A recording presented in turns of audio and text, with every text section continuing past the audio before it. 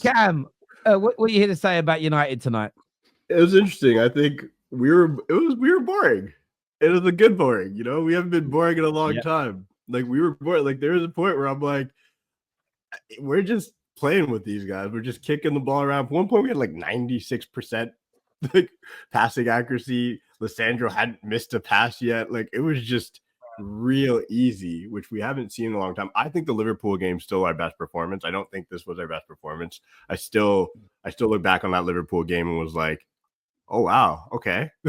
we playing football here. But today we were comfortable, and I love that about it, because it's like we haven't really had a game where I sit there I wasn't nervous. At no point was I like, we need to score these goals. I mean, I was upset when Bruno missed because I had a Bruno goal scoring ticket. You guys know I like to gamble. And I missed that. So I was a little bit upset about that. But outside of it, I think what we saw from the play, and I'll start with Bruno, because Bruno, for me, playing deeper, everybody has always said we can't have him play deeper there. We can't have a player who doesn't take care of the ball, who doesn't control the game, play in that position. And there's just a few moments, one mainly, Delo got the ball and he was, in our half, and it looked like he was ready to make a pass that he shouldn't. And Bruno looked at him and just said, just don't. He just said, don't. Like, get me the ball, don't. And then Bruno made the right pass. And it was like, this is the things that people need to understand, is Bruno has always done what he's been asked. Like, coaches have not been telling Bruno not to do the Hollywood. They're like, make things happen for us because you're the only one who can. Like, there's nobody else. Like Mo always says, like, Bruno needs somebody to keep him in check. It's also good to have a manager who keeps him in check. Like, clearly the manager has told him, I don't need you to go out there and be superstar Bruno every single night. You do not need to do the things that because every game we've been seeing over, like, progressively, we've seen far and few between those grenade balls that people talk about, the Hollywood pass. He is making great passes, line cutting. He's doing all of it, but he's not doing it every single time. He's not looking up and going, oh shit, he's looking up and he's tapping. So, you know what I mean? When he taps it, we're talking about FIFA, he just taps it, brings it down, then makes the right pass. So I'm really impressed with that, because that shows that, all the skills we see for Portugal, all the skills we know we have, can be transformed with this manager. And we don't need to go look for a new captain or a new player. Everybody who keeps saying, if Bruno can turn into a player that's controlled, then why do we need to go find? We have other problems. So I want those other problems fixed before I fix Bruno. And then when you think about the pace and power that we need around him, like when I look at Eriksen, I thought Eriksen was class. I love as soon as Eriksen moved in the midfield, it was just like, he's just killing it. He's tearing these guys apart. And we don't have that player either still, because we don't have a young Eriksen. And I think about the wingback positions, and you just saw the difference when he made the changes at half. That was the thing. Malacia got to go. Like, I cannot for the life of me watch that man. Pick your hair, do something. Like, it's weighing him down. Like, the guy, I'm serious. Like, I'm just so upset with this dude right now that everything about him. I don't endorse that message. That's purely Cam. Yeah, no, it's coming from a black man. I'm just saying, it's everything about him right now is pissing me off. Pick his hair, the way he runs, everything about Malacia right now is driving me nuts, and I just don't like him in our team anymore. And he's one of the problems. DZ always says it. Eric Ten Hag said it back a decade. That's one of the problems. Like, we brought this kid in thinking he was going to be this young. It's probably the same way we're looking at Drogu, being like, okay, cool. Like, there's potential here. I don't know what anybody saw in Malacia personally. So that's like not. I'll give him that injury was mad. I'll give him that. I still don't know what happened about that. That's what's mad. I still don't know what happened. He had his injury, and then said, "This is where he's stupid. He didn't go with the club's doctors. He went with his own. Then, the people who went with botched surgery, and he got took out for longer." Yeah. So for me, like, I look at that player, and I'm just like, you got to go. Delo, cool goal, still not sure. I like looking at the team and being like, I know what we need. I know what we need. I can finally see it. I can understand it. It's there. So just go and make the buys we need. Like this, I've never seen Tal play personally. I've never seen him play. But if you're telling me he's a forward who has an eye for goal a little bit, that's what we desperately need. Like, that's what we need. We got no goal scorers when it comes to for movement and pace, man. KJ said it 40 minutes ago. Movement and pace. And it sounds basic, but football has evolved in the last 4 or 5 years again. And I feel like when we were kids, who's my age here? And I'm going to say the guys that grew up in England, because I don't think soccer was like the main sport where you guys grew up. But when you were younger, the big, quick kids, they very rarely got taught to use their feet. It was like running behind, use your pace, use your power. Yeah. And if you were small and intricate, you were taught. You were sort of they did more ball work with you when you were at academies when you went to training. Now the bigger lads of the youngsters coming through now, they were trained to use their feet as well. So you've now got people that are 6'2", absolute beasts physically, but they're also technically good. So the smaller, so the smaller lads that are now like 5'8", slight, they're struggling because the bigger lads are now almost as good as them technically. And I think Man United, we just bought too many players that are under 6 foot, under 11 stone, and don't have any pace, and not even good technically either. Some of them, technically, no, I agree. So yeah, we certainly have to improve on that because as soon as we brought on Garnacho and Ahmad, that brought us more pace and brought us more technique into the one touch, we were a different team. Now, can you imagine this Man United team in 2 or 3 transfer windows time if you take 60% of today's team and improve the physicality, the speed, the power, and technique in this system? It could be a thing of beauty. It really, really could. It's there. On the system, I've heard Man United fans say, I don't like it because we're Man United. I'm so used to high-flying wingers and speed and just quickness. But I'm like, we have wingers. Like, we have wingers. They're just the wing backs. But that's the problem. Because we haven't got guys who are good at 1v1, being a wing back, 1v1 attacking, it makes it seem like, we're changing as Man United. No, but if you put speedy wingbacks who can go 1v1 and also can defend with speedy number 10s, we will look like the old Man United again. I'm also tired of people talking about the 90s United like it was like yesterday too. I'm a bit tired of that. Like I'm so used to what are you used to? We're used to fucking watching Jesse Lingard and shit like that. We're not used to Ryan Higgins and these men. This is what's funny about football. Football changes. So Matt Busby changed football in England forever. The way we played football in the 50s, no one had ever seen before. So therefore, the idea of, we play this way as United and we should never evolve is crazy because he evolved us. And Fergie helped to evolve us, and then he changed himself. The man went from a 4-4-2 to a 4-3-3, and most British managers didn't do that. So the thing with it is that you have to evolve with the times, and I think Man United haven't done that. Before I do the super chat, Strasbourg Steve, I know you're here. Obviously, one of your 672 teams played tonight. One, he has 2 shirts behind him of 2 teams that played tonight already. Yeah, Rangers. You got Rangers as well.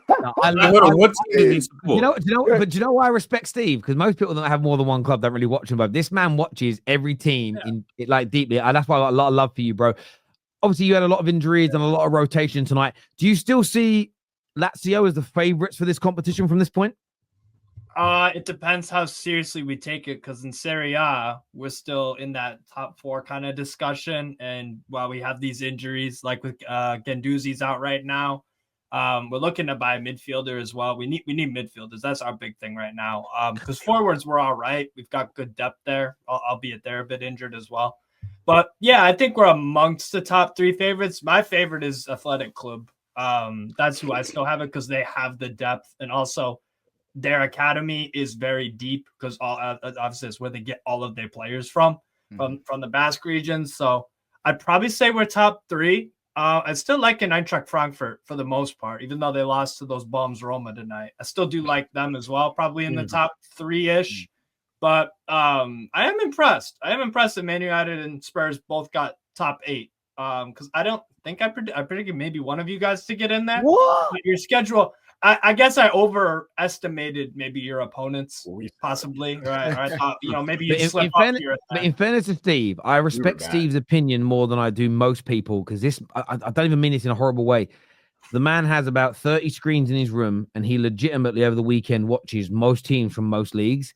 So, a lot of people just like, I'm going to kind of parrot what I heard some guy on TalkSport say. This man actually watches European football like no one I've ever seen before in my life. You know how those people on Twitter pretend they watch everything? Yes. Steve does. Wait, so what's the team, though? What's his team? What's your team? Well, all right, if it's English, then it's Newcastle. It's Newcastle. Yeah. You see me on Newcastle. Yeah, okay, yeah. Newcastle, Lazio, Benfica, Bayern Munich. Who's your Spanish team? Don't have one.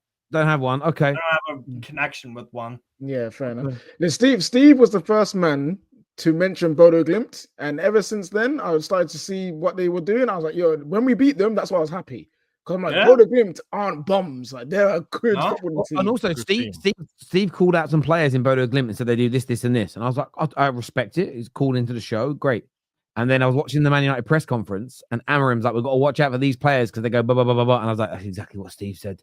Shit. Steve actually watches it. It's crazy. This here from Joshua Jack says, KJ, mention it need to talk about Rasmus. Last year, we got every excuse for no service to the Scottish king of Napoli, stealing his goals. This year, he spent more time on the ground getting punked.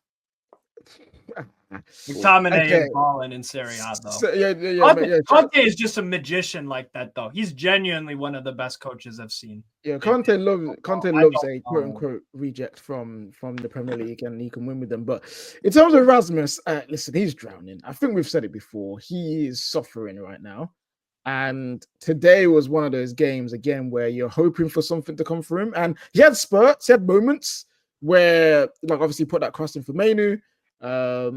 He should have done better with a chance towards the end of the game, and he hit the side netting. So he had moments where he looked decent, but overall, my man let flipping Eric Bailly from Wish dominate him. Yeah, all day, every day. It was crazy. He looks lost right now, Rasmus. If I'm being honest with you, he really does. You should loan him. You should loan him. If I'm Man United, the play. I've got a blind for him, to be fair. I can't lie. Huh? I've got a blind for him because I said before we bought him, and again, this goes back to our board, and I don't know if you remember when I said it back then, but I said this fan base are going to turn on Rasmus the moment he starts struggling. And the reason he's going to start struggling is because he should have been our number 2 striker, not our number 1. We should have spent extra 20, 30 million, got Harry Kane at the time. At more time right now, Rasmus should be seeing no more than 15, 20 minutes off the bench. And then he comes in and as an impact. We're relying on this kid. And the reason we're relying on this kid is because our board bought him in. And the price that the board paid for him, not Ten Hag, the price that the board paid for him at that time was too much. So when you come for stupid money, that price tag gets put over your head, and then you're evaluated on your performance. And I've been saying this for the longest. Manchester United is more than just the manager. There are people who we have to hold accountable for certain decisions. I've got no problem with any person, and I'll keep saying this, getting onto a manager for picking a certain player. But when certain money is being spent and it's not on the manager, and then that's also being used to target the player to criticize him, and the manager, I can't have that personally.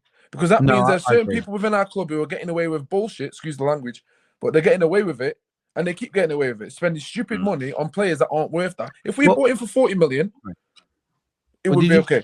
Did you see what Ruben Amorim said today? Go for it. They're asking what they're going to do in January, and I'm paraphrasing ever so slightly, but he said, we want to buy, but we do not want to overspend, and we do not want to make the mistakes that we've been making in the past. And it's so key that's why when people say what we're doing now is the same as before, I do laugh, because if you can't see the distinctions, and people go, but you're going to still go on Nacho again, maybe, just maybe, between Ruben Amorim, everybody that's involved, I don't know what I just did there. Oh, sorry, that was me by accident. Did you press something? Maybe they don't think he's good enough in the long term. Just to update though, this has just come out now. Man United plan to make an offer for Tell, even without any sales of another attacker. United want to bring Tell on a loan until the end of the season with an option to buy, is what's being reported. And for me, that's sensible. But still in the summer, we've got to go out and get players like the likes of Eucharist, players that are 26, 27, 28, and add to the squad. Ray here says it is, he said that it is starting to feel a little better for us. United fans, small steps, 3 wins in a row. Let's get a win on Sunday. Agree. Listen, we could beat Palace at home, and then we could beat Leicester in the FA Cup. It could be 5 wins on the bounce. But Ray, I'm spouting the same message. When we lost to Brighton, when we lost to Spurs, when we lost these games, I criticised bits, but my feet were on the ground. We're winning these games. My feet are on the ground. My fear for Man United partly is the fans either overreacting to a defeat or panicking. Or not panicking, overreacting and panicking to a defeat, or going crazy over a win.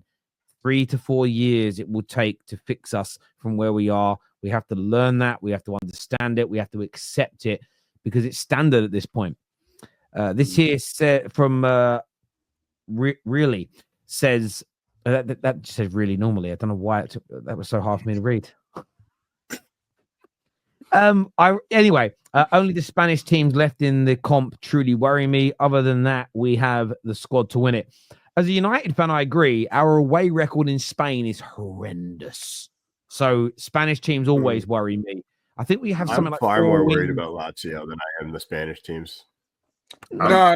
We beat up Real Sociedad 3-1. As long as Lazio is firmly in the top four, if we play them and they're firmly in the top four, they're a better side than us at the current moment. Whatever happens with where we're finished, the only time we can get Lazio is semi-finals. Bro, but that's the worry because by then, final like, or semi-finals, the only way. Yeah, final or the thing is, semi-final. that's the one league I do watch outside of the Prem. Since you guys have known me, and it's just like it's just really easy to make money. That's why I watch it. If I'm being honest. But the thing about the Lazio team in any team in Serie A is they just care about guaranteeing their place in Champions League for the money the next year. So if they are in there, they'll throw everything at us and just be like, cool, now let's win the trophy. If they're not, I think they'll let us, they'll just play their second team. So that's